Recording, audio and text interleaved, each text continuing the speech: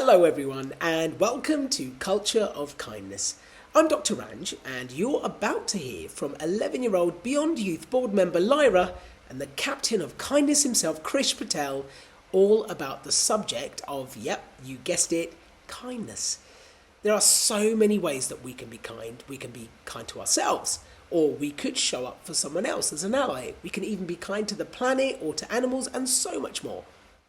So it's just as well that Lyra and Krish are here then. They're going to explore what kindness means, what all the fuss is about, and what scientific superpower kindness actually has. I'm not going to spoil any more of the surprise. Over to you, Lyra. Hi, I'm Lyra. Welcome to Now and Beyond. I'm 11 years old, which makes me Beyond's youngest youth board member. Today joining me is Krish Patel, known as Captain of Kindness. What does the Captain of Kindness do? So the Captain of Kindness works for an amazing charity called 52 Lives. Every week we help one person or a group of people and we share their stories, and our community of over 100,000 people come together to help those people.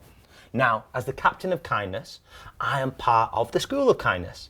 So every week I go into a different primary school doing kindness workshops to help people understand what kindness means and to support young people. What does kindness mean to you? Kindness for me is something really special because it can change someone's life or change my life for good.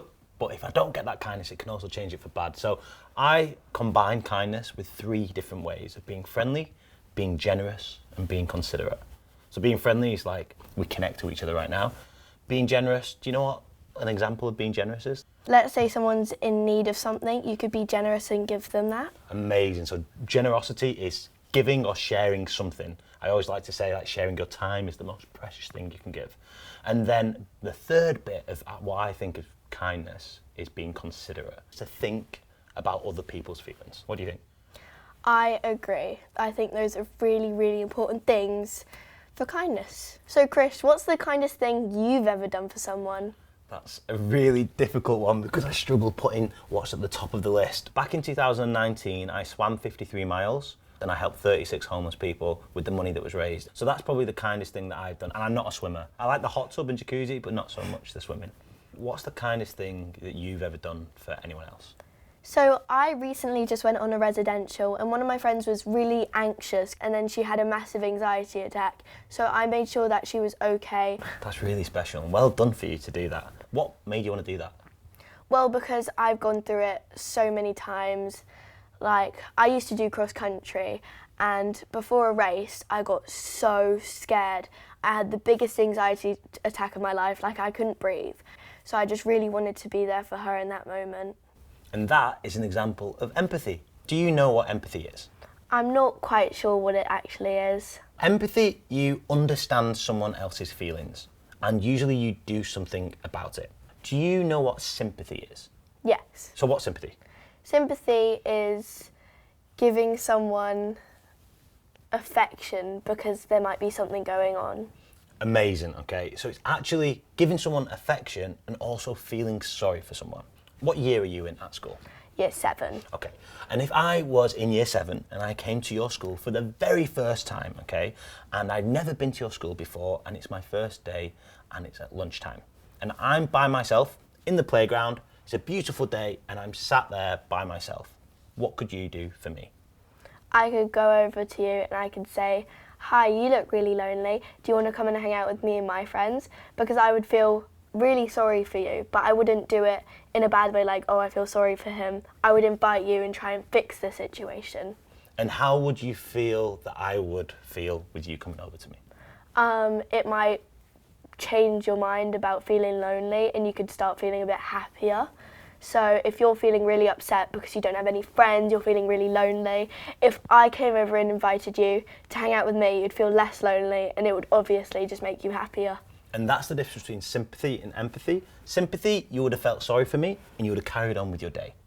Empathy, you felt sorry for me, you understood how it must have felt to be lonely and you did something about it. You asked me to come and play or to join in with you, okay? So empathy is the way we change the world. Sympathy is okay, but empathy has action based and you understand other people's feelings. so then you can connect to them and support them when they go through difficult times. So Krish, I actually got bullied last year and they had a really big impact over my mind and my mental health. How could someone in my position have kindness to help them get through it?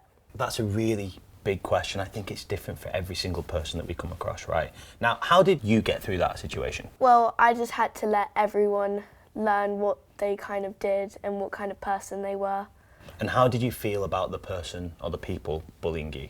They were really mean and they used some sort of manipulation to get into my mental health and they really ruined it. Do you think the people who bullied you were happy? No, they obviously had some insecurities about themselves that they were pushing on top of me. Because if they were happy, they wouldn't have made you unhappy, would they? Right, so I think first of all, understanding is really important. So understanding that it's actually not about you, it's actually something that they're self-conscious about or they're portraying out onto you. And often it's very kind people who get bullied.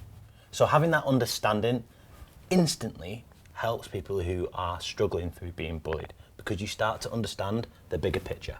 And when you can see that the picture is a lot bigger than it's something about you and it's actually something maybe about them, it takes you out of it and helps you understand.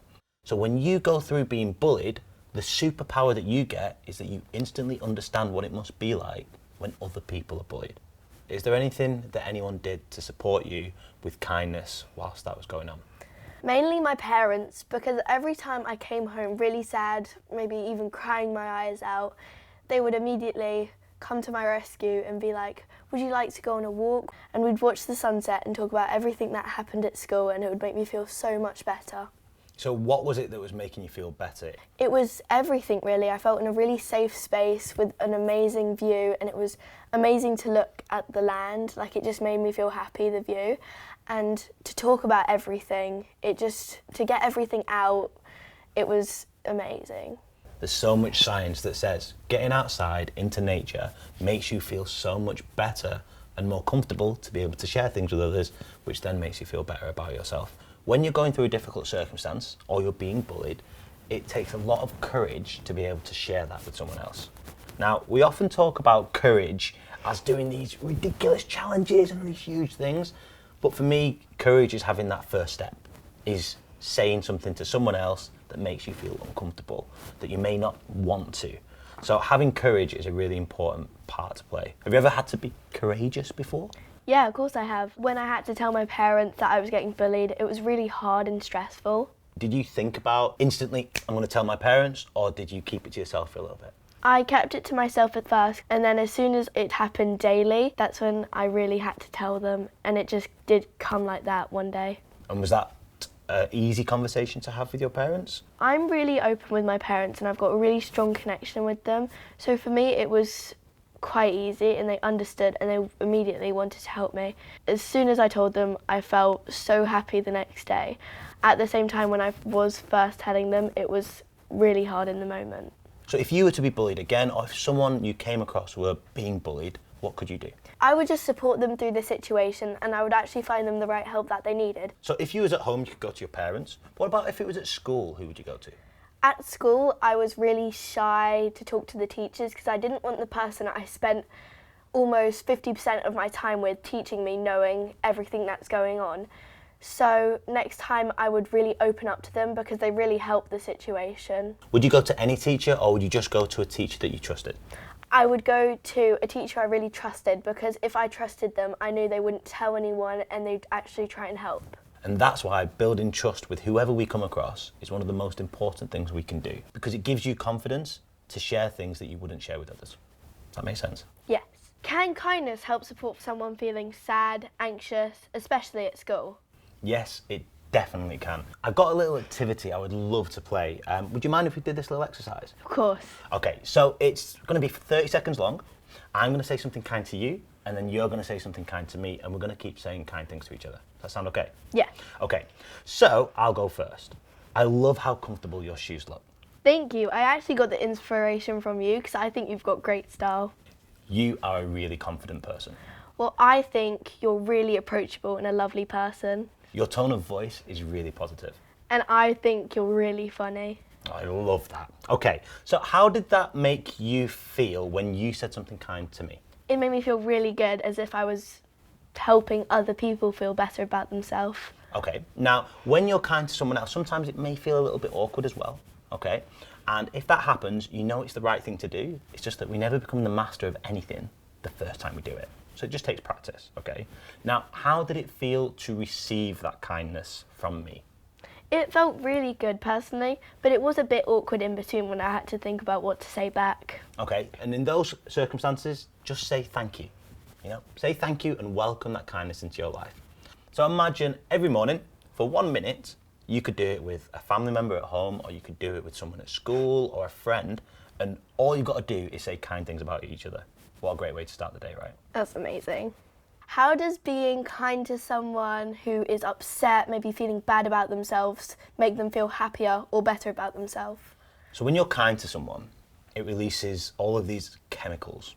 And when someone's feeling down, or when they're feeling really down, or just not very happy, when someone gives them the opportunity and someone's kind to them, it helps them release these great chemicals that exist in our body, and it helps them feel better just by being kind to them. So if you're kind to one person, it will literally spread to 125 people every single time you do it.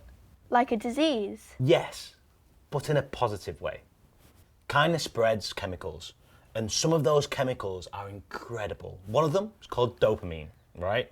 Now, dopamine is the opposite of stress hormone, okay? So if you're at school and you're feeling really stressed, you're feeling anxious, you're feeling really down, someone being kind to you, or you being kind to yourself, automatically makes you feel better. And when you do that, kindness spreads. So it'll automatically change your environment at school just through acts of kindness. So give me an example of an act of kindness that you could do at school. Tell someone they look nice today. Telling someone they look nice, right? There's also holding the door for someone, smiling at someone, saying hello. It's the simple acts of kindness that I feel really spread really quickly, instead of the big, massive ones that are great, but they're a lot harder to do sometimes, you know? How do you stop mean people being mean? That's such a good question. I don't think there's a magic wand, honestly. I think meanness and people being mean happens all the time for so many different reasons, usually because there's something bad happening in that person's life. I don't often think that someone is mean forever, and I don't think they are just mean. I also don't think someone's always going to be happy. I don't think someone's always going to be kind. I don't think someone's always going to be mean. Every single one of us can completely change. So if we see the potential in that person, so whoever it was who was bullying you, they're not going to be mean forever, hopefully.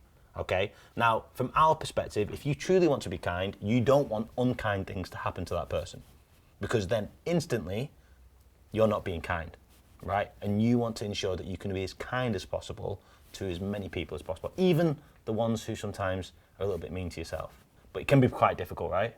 I mean, the last thing you want is the person who's bullying you to be happy. But if they were happy, they wouldn't be bullying you, right? Thank you, Krish, for joining me today. It's been really nice to hear your thoughts and opinions about kindness. You're really welcome. I've loved it, and thank you so much. Bye.